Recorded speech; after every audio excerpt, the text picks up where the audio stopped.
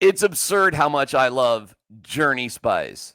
Journey Spice, non-GMO, no salt, no sugar, just all sorts of goodness and smart, environmentally friendly packaging.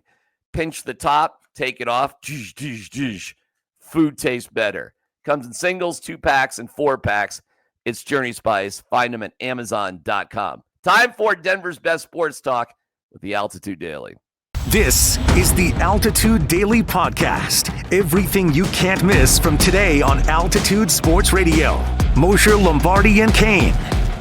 You know, I get it in some ways, but I see Javonte Williams in this player. So, you know, to me, it's you traded up to take a back in the draft, and now you're going to bring in a guy who essentially at this point in his career plays the same sort of way and is almost the exact same size as Javonte Williams. I mean, I think Dobbins is, 5'10", 215. I think Javonte's 5'10", 218, something like that. I mean, this is the same back, and he's had a torn ACL, a torn Achilles, and he missed 4 games last year with an MCL. So I get it. He's explosive at his best.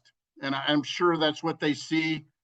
And it tells me after a little bit of the rookie mini camp and the OTAs, they're still concerned about third down a little bit, at running back. They want the young guy to play there and hope he can. But this to me looks like you're looking for Javonte Williams after you let Javonte Williams go. So after Jeff Legwold completely torched Brett Kane's theory, so you wanted insurance. You just wanted insurance policy. Sure I did. I think that having depth in the backfield, especially from a veteran, which you don't have, it would be great. Again, he missed 4 games last year after he had 2 really good games to open the year.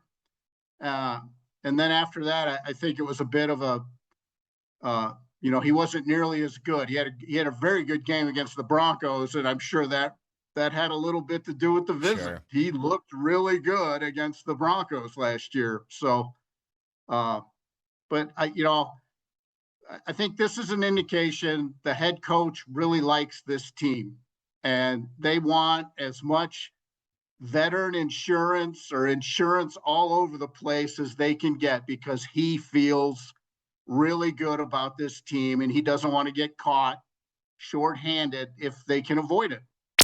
The Altitude Daily, the morning sprint. Let's talk about it. Is JK Dobbins Javonte Williams reincarnated? Nope. And do you need him? Nope. As Sean Payton would say, no. Are you doing a me right now? No. Was I doing it? I think I was doing it, Sean Payton. Let me give you a couple advanced analytics on the oft-injured J.K. Dobbins. All right. Who you will be able to get, I believe, on the cheap because of what Leggy just said. Achilles and ACL. Not great. Missed time last year. 4 games he missed last year. J.K. Dobbins against loaded boxes, stacked boxes. So you are deficient in your number advantage with how your offensive line and tight end and blocking unit lines up in the box versus the defensive front. J.K. Dobbins last season, coming off of injury, even fighting injury during the season, he rushed 31 times for 208 yards and 4 touchdowns against stacked boxes last season. That's 6.7 yards per carry, which led all running backs in the National Football League with at least 25 carries against stacked boxes. Let me ask you a question, Raj.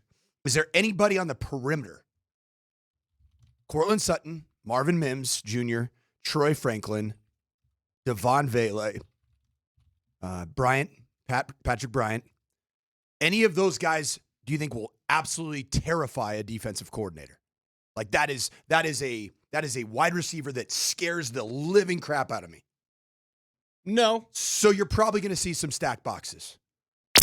The Altitude Daily. Columbus, Hastings, and DMAC. Why does Sean hate Estime? I don't know. Hate might be a strong word, but again, I think, Scotty, this is all third down. They're pretty deep in the off-season program at this point. And, look, I know you can't grade pass protection without pads, but you can grade the choices players make and who they pick out, in the rush and those types of things. And this tells me there's still some discomfort from the head coach about what they do at running back on third down. Jeff wrote a nice piece, kind of the off season of Bo Nix, the development of Bo Nix, and the relationship he has with Sean Payton at ESPN.com. What kind of thoughts did you have while you were putting that together, Jeff? What kind of observations kind of stood out to you? Well, I think to me, you divide a quarterback into two different sort of developmental categories. One is just the football part, and one is how you handle the job. And I asked Elway once a long time ago, what was tougher in your career, doing the job or having the job?